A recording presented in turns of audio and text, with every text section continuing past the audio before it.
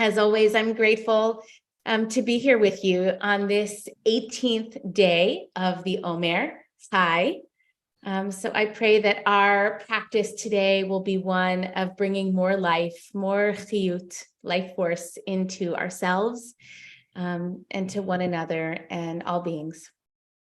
So I invite you today really to begin in any way that you feel called to begin. So sitting, standing, lying down, hands on your lap, hands on your heart, eyes open or closed, really tuning in to see what you feel called, what shape you feel called to embody as we begin. And we'll all meet up eventually.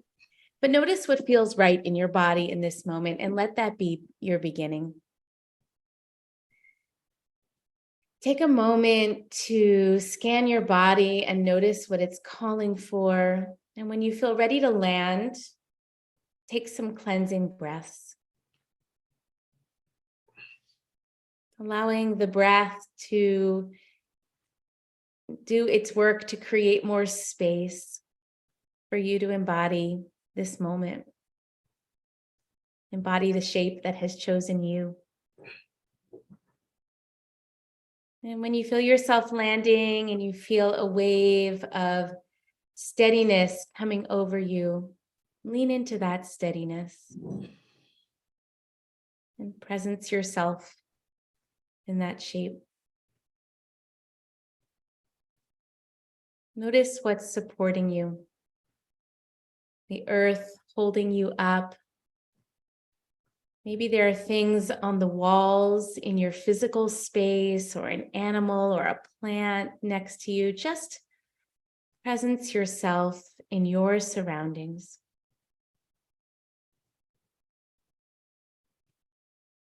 Take a moment to thank your breath for showing up to you,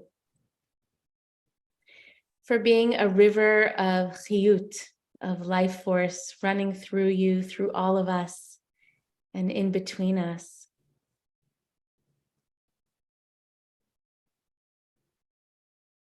Acknowledge the power of the breath to bring us all together. Each one of us coming to practice today, and all the parts, all the bits of each one of us, even the parts we might prefer to leave behind. This practice is one of integration, of balanced self, of bringing things together to make whole and create harmony where we can. And when we leave out parts of ourselves, or we give away parts of ourselves, it can leave a hole or a divide. And when there's a hole or a divide, we can feel tempted to fill it up with a lot of things that are ultimately unhelpful. But that wholeness, bridging that gap, is really just a breath away. A breath that can enable us to take back that piece of ourselves that may have gotten lost. A breath that can call us home. So if you notice there's a part of yourself that feels misplaced or has gone missing, that you've given away,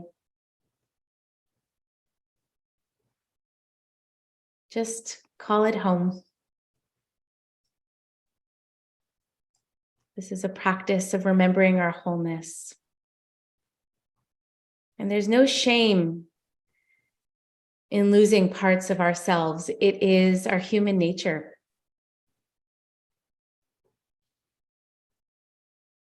And yet when more of us is unified, we're stronger. We're more available to the higher call of each moment. I invite you to take one more deep breath. And if you've closed your eyes, feel free to open them at this time. And if you're not seated, I invite you to find a seat that feels right in your body.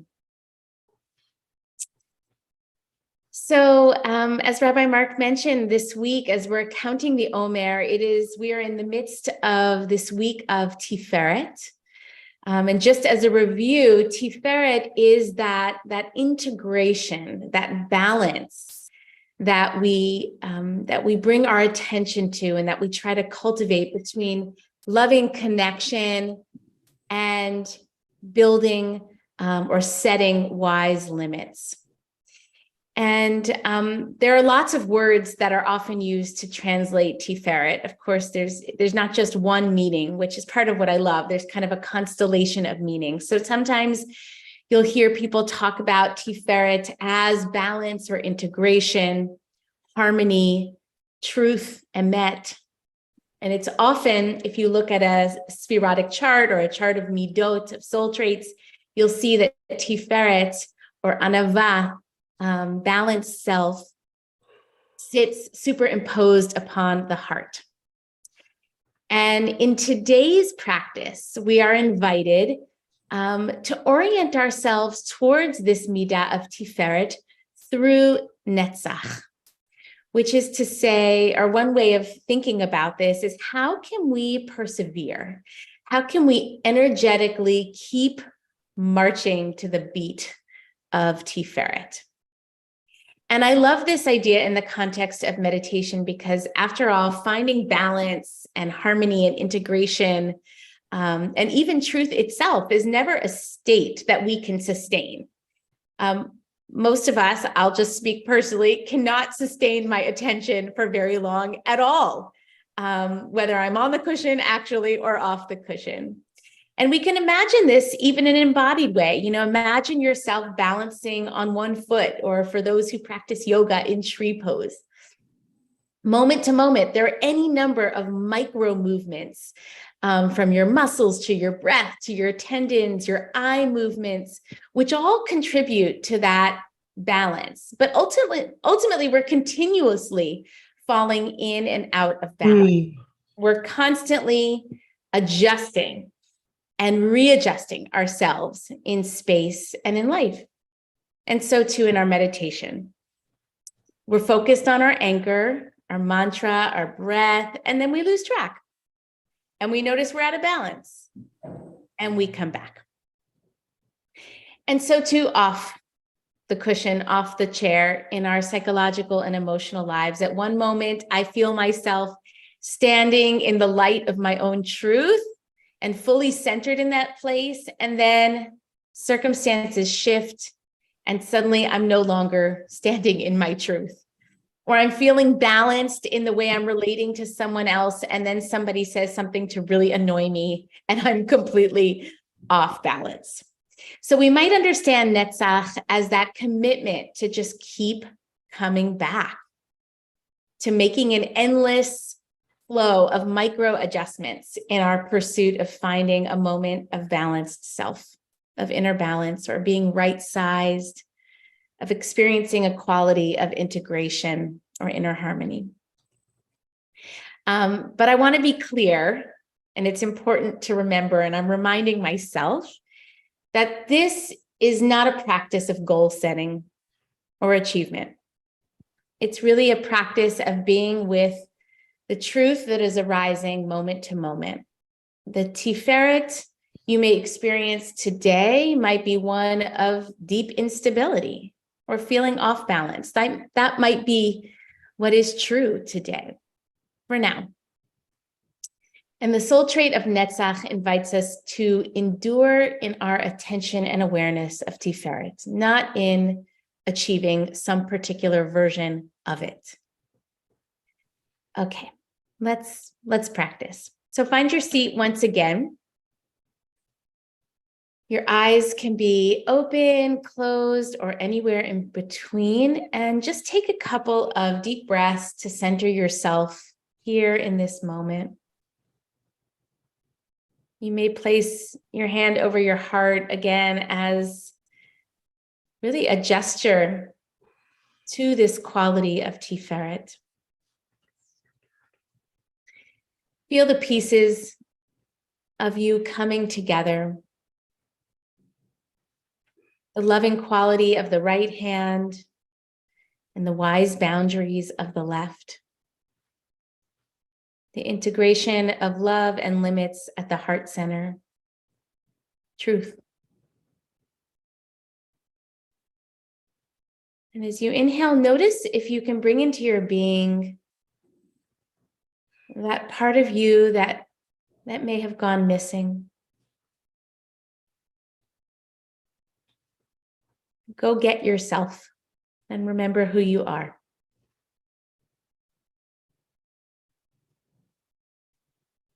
Feel into the breath. Deep inhale and exhale. So much of the work of creating inner balance is really just about learning how to relax in the face of whatever is in front of us. And when we practice relaxing in the midst of all that is, relaxing into our seat, relaxing into our feet on the floor, into our breath and our belly, from this place of ease, we can bear witness to anything. We'll take the next couple of moments just to sit in this balanced shape. Balanced on the floor, balanced on your seat. Balanced and at ease on the inside. Or maybe finding momentary balance amidst instability. Can we find our way to the balcony of our soul and witness whatever may be happening on our own inner dance floor from a relaxed posture? And I'll bring us together with the sound of my voice.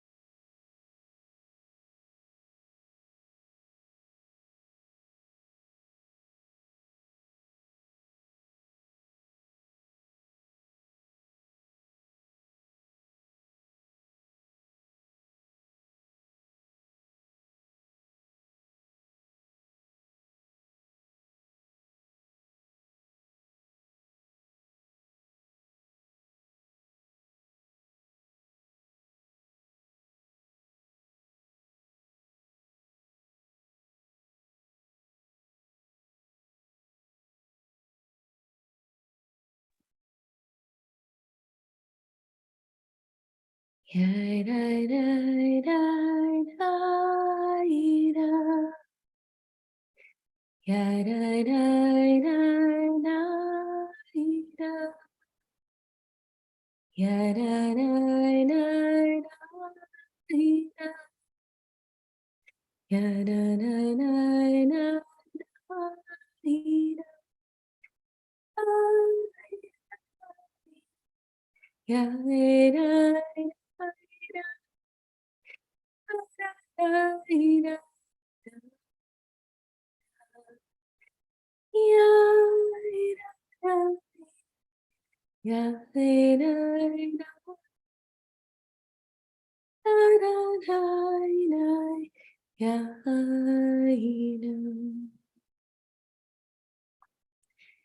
we bring our practice to a close, I invite you to rest your hands on your lap, palms up, bringing your index fingers and thumbs into a gesture of unity, of integration, of connection,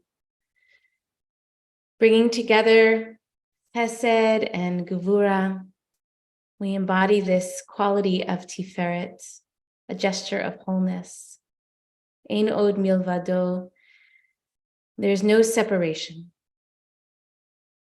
Allow yourself to embody your wholeness, the authentic power that you hold when you allow yourself to feel your parts coming together, your deep capacity for loving connection, and your equally deep capacity for creating wise boundaries, harmonized for the sake of knowing what is true, moment to moment. Thank yourself for showing up to this practice of being human. Thank each other for holding space for our collective work of piecing ourselves back together again and again. Because I believe that when each one of us feels whole, we can build bridges between us. May this practice contribute towards the healing and liberation of us and all beings. Thank you so much for your presence and participation. I'm going to turn it back over to Rabbi Mark. Thank you so much, Rabbi Jenny. Amen, amen. Beautiful, beautiful practice, and such a beautiful bracha, a blessing to bring us out of that practice. And we seal it as we do each day, friends, by offering an opportunity, if for those of you who are in mourning, or if you're observing a yard site today, or in this season, or if you participate in general in the Mourner's Kaddish, to do so. For those who are not reciting Kaddish, to stay present, create a minyan of comfort and support for those who are. You can put the name or names of those you're honoring today in the chat box now or after we recite Kaddish. And we thank Kat for sharing the words of the Mourner's Kaddish on the screen. And if you're reciting them, I invite you to join me by rising in body or in spirit. And you can unmute at this time.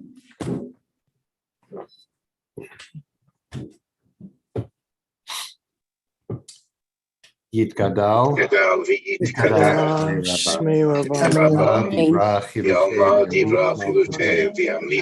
Chayechon, Chayei, Beis Israel, Yisrael, Bizman, Amen.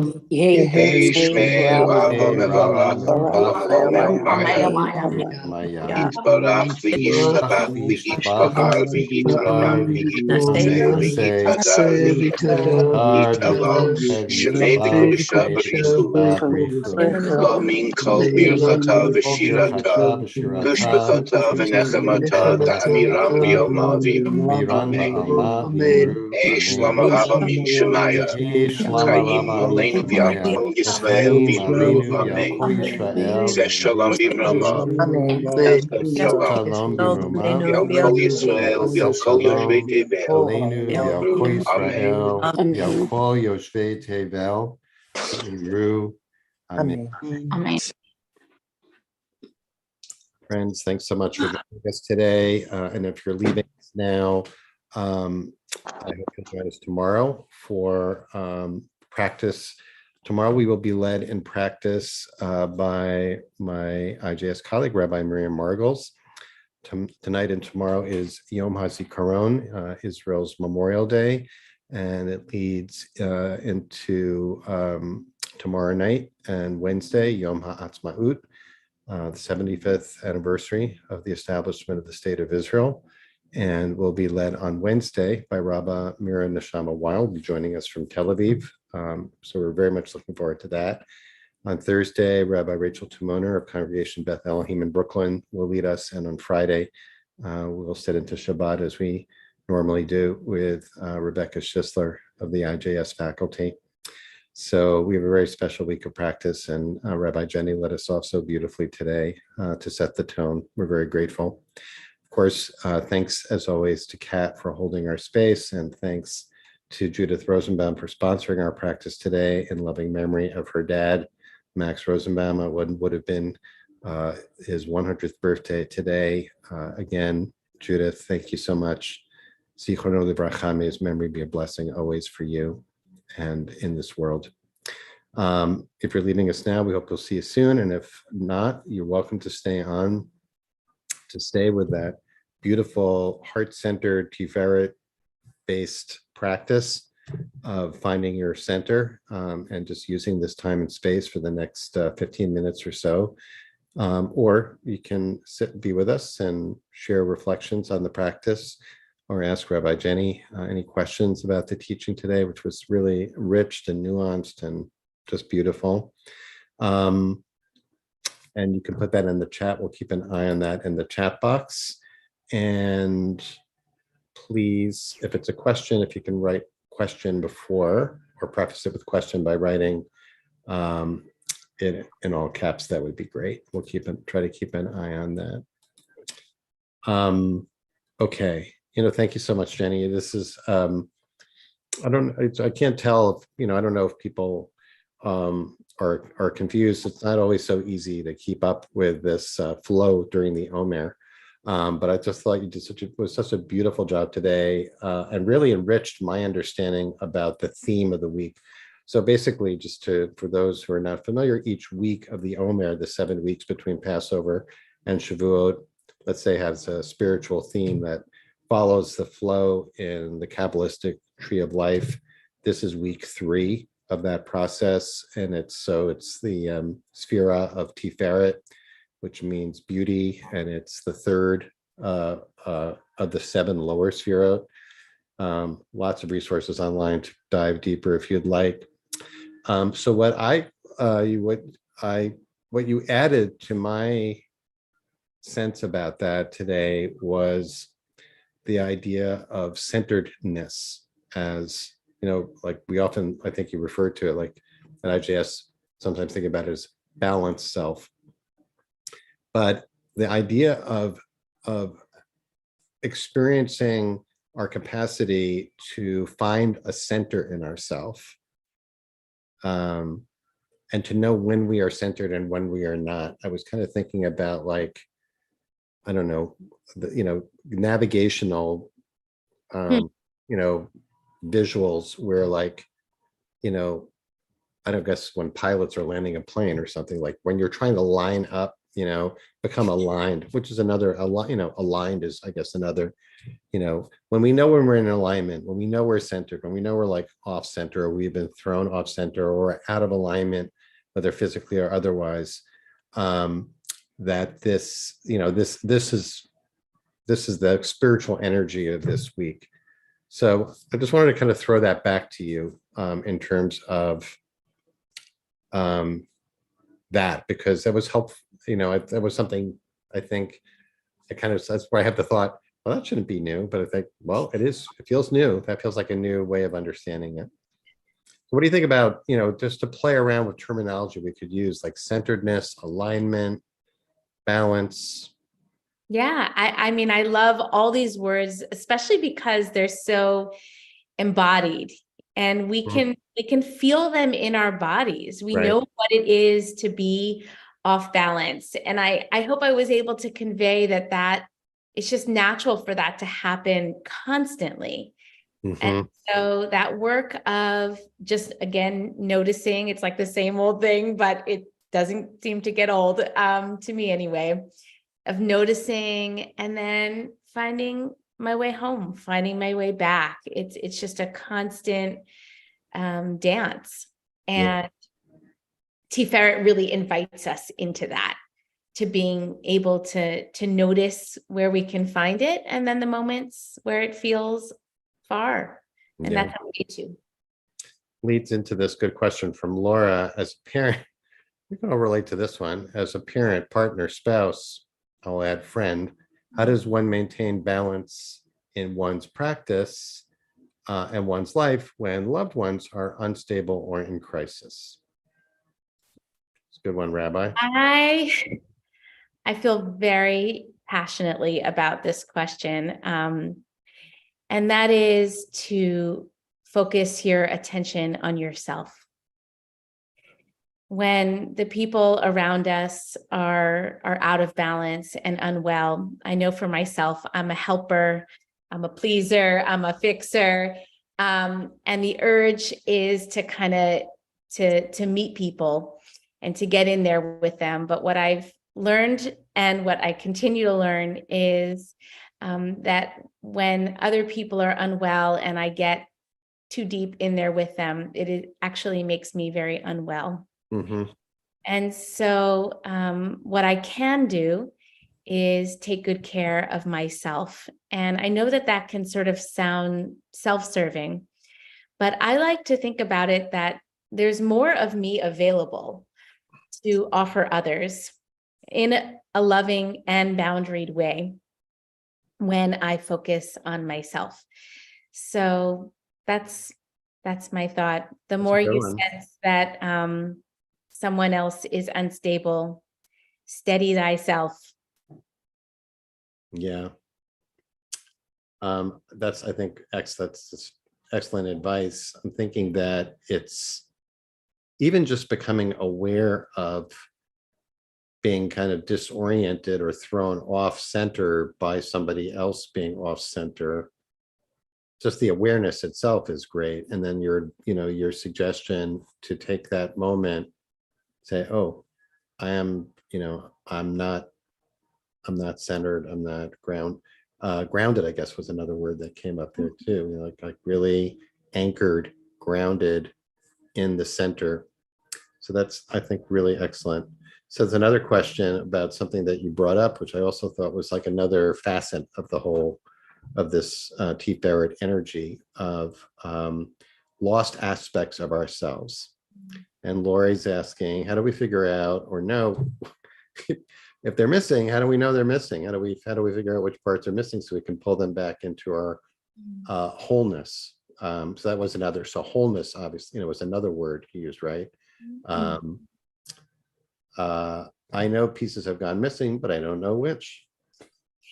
I want to join you in that, Lori. I mean, sometimes I find when I sit and I'm feeling out of balance, it's actually hard for me sometimes it's hard for me to identify why I even feel out of balance or out of alignment. I mean, sometimes it's obvious, but many times it's not. And one of the things that I like to use my practice to do is to kind of, I can get very tight on the inside, is to soften and just be okay with kind of having a vague sense of what feels off or what has gone missing, of, sensing kind of a glimpse of it without needing to know exactly. It's okay not to know. And just that willingness to acknowledge just that sensation without knowing the exact part, I think can be and is certainly part of my practice. It's such a great, it's a great question to ask ourselves, what part of myself is missing in this moment? Or what part of myself have I given up, right? For the sake of this person or this situation. And how can I reclaim that in this moment? and just like then that question can provoke, of course, judgment, like, how could you do that? How could you like, and so there's this question from Susan about, who appreciated the analogy to tree pose in yoga, where any balance pose in yoga, where the idea is not to like hold perfect balance, right? But to engage in this process of being off balance and then practicing tshuva, coming back, right? And then I love that. then you overcorrect and you come back this way and then you go back that way, come back this way, with how to do that, in a sense, with like a sense of humor instead of, right? Instead of self-deprecation, like, oh, damn it, I missed it. Damn it, can't get this, Yeah. Oh, I so appreciate that you brought us back to that teaching, Susan. Absolutely. Another way to practice. Oh, centering clay pottery. That's a good one too. Thanks, Susan Gold. So this practice calls the necessary centering clay when you're working with clay on a wheel, about it needing to be centered. It's a great metaphor for this, I think. A boat riding the waves and righting itself. Right. All these kinds of adjustments that we're constantly making. And we do them most of the time, at least I do, unconsciously. So our practice is a way to just bring some of this into awareness, and do so with some loving kindness and compassion and grace. Thank you all for sharing these great, all these like beautiful and very different imageries. The boat, the centering, the pottery, the music Ricky's sharing, the tears that can come up in music, of recognizing parts of ourselves that we've lost or given away. And Nancy mentioned a visual image of a photo of a newborn being, and what that evokes in terms of a sense of being loved or lovable just for being, is also like, oh, right. That's the center, right?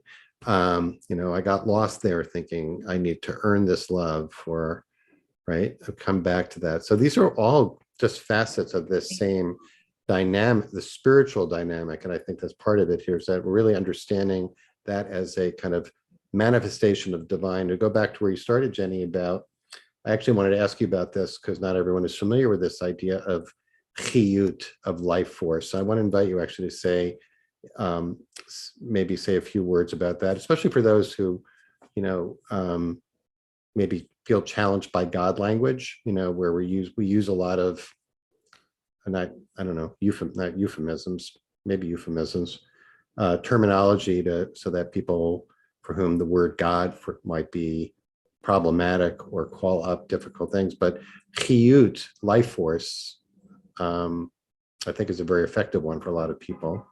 Yeah, absolutely. And I'm hardly a scholar of Chassidut, but certainly an enthusiastic student. And one of the things that was such a revelation to me, it's like we often chant in IJS circles from the Meori Naim, Halo Chai Ani, what is this aliveness that I am?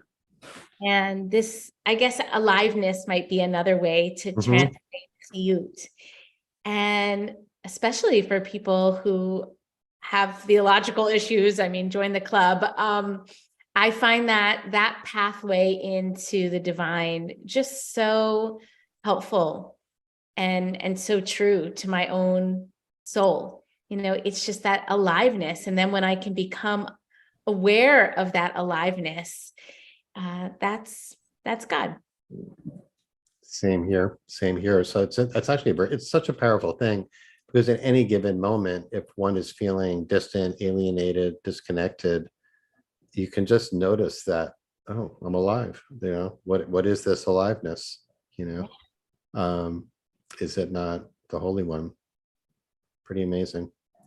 I'm going to put a link, by the way, in the chat for those who don't know it, to the Nigun that Rabbi Jenny sang at the end of the set, which is by, it's a collaboration of Sheer Fight and Yosef Goldman and Rabbi Zach Friedman.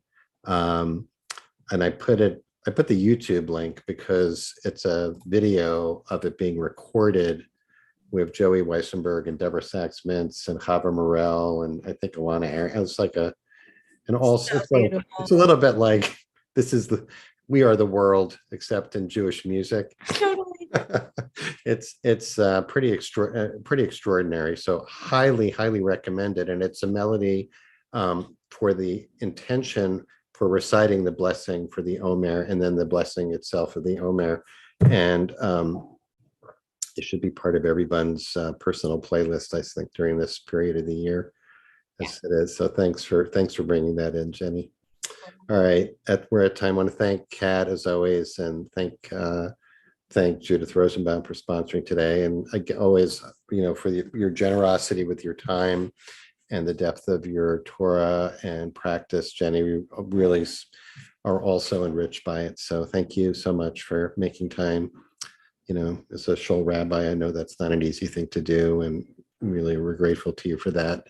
And thank all of you, as always, for your amazing dedication and devotion showing up. 220 people today, just to take time during the day to be together, to sit together, to breathe together. A blessing we should not take for granted. Amen. Okay, everyone. Great to be with you. We'll see you tomorrow for practice with Rabbi Miriam Margles. Oh, yeah.